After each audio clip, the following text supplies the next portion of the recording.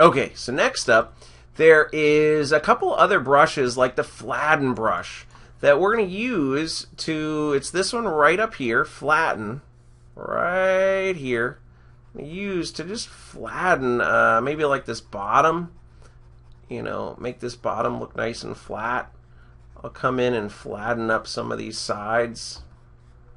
Definitely a cool little brush. Now some of these things are getting kind of, you know, a little bit too flat for me. There we are. Let's push that in a little bit. A little bit of smooth also puts that stuff up. So I can also come in and do a little bit of inflate. That's this one. Inflate will act like you're kind of blowing air into it. So that one's kind of cool. Ooh, look at that inflate. That thing looks cool now. Yes, it kind of looks like it's getting a little bit bigger. There. There we are. So there's some inflate. Cool.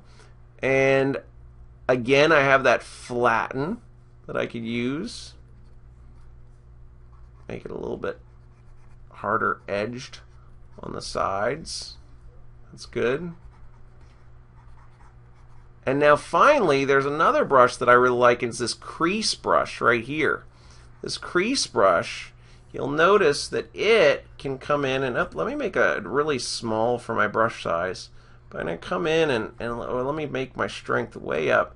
I can come in and kind of like do these little bark creases. So even though you sculpt something once, you can sculpt it again and really make it look quite cool.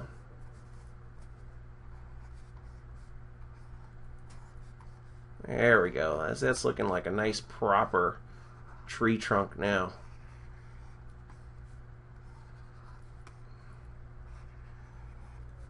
There we go. This is so awesome. Oh man, this looks so cool. Alright. That looks great. Now I can also use that crease brush to kind of like come in and you know, put some detail in around for these leaves. There we go. Very nice. Make sure I got all sorts of little details. There we go. Awesome. That tree is looking nice now. Okay, so go in and just play around with those, you know, crease and inflate and flatten tools. You've been using the smooth one. There's a couple others like rotate and scale that, you know, those are as well are pretty cool. You know, you can kind of use that scale to go all around, but I don't recommend it. It's kind of a hard brush to use, but just go in and play with those other ones and just have fun kind of, you know, sculpting your tree around. Okay? All right, go to it, you guys.